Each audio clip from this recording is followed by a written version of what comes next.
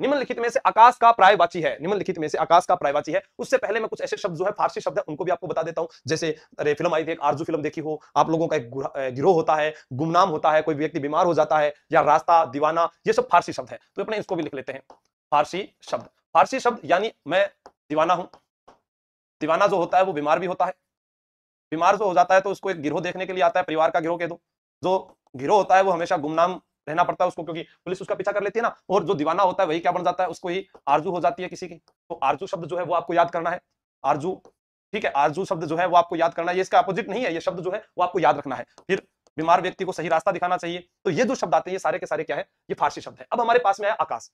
आकाश जो है इसका पर्यायवाची कौन सा है, विलोम, विस्तार, विपिन या व्योम। तो आप सभी जानते हैं कि आकाश जो है अंतरिक्ष, आसमान, गगन, फलक, ये तो सभी को मालूम होंगे। तो ये व्योम जो है इसका सही उत्तर है। अब इसके अलावा कौन कौन से हैं, जैसे अंतरिक्ष, अंबर,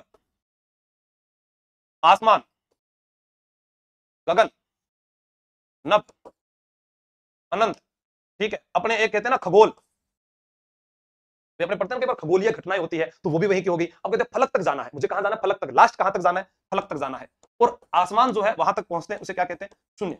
ठीक है, तो ये आपको याद होना चाहिए, अंतरिक्ष याद होना चाहिए, फलक याद होना चाहिए, गगन याद होना चाहिए, गगन लिख दिया ना। ठीक है, नभ, अनंत, ये सारे आपको याद होने चाहिए। अब तारे कहां रहते हैं, तारे जी आसमान में रहते हैं। तो तारों का जो राह है उसे क्या कहेंगे, तारापथ कहेंगे। तो वो भी आपके पास यहां आ जाएगा, तारापथ। अब यहां पर एक चीज और देखने वाली है, अंबर जो लिखा है मैंने, आपसे कभी भी पूछा जाए अंबर, अंबर जो होता है वो कपड़ा, कपड़ा भी होता है और वो आसमान भी होता है। यानी आकाश लिख दो, एक ही बात है, आकाश भी होता है। दोनों आपको याद रखने, अंबर दोनों का ही होता है पर्यायवाची।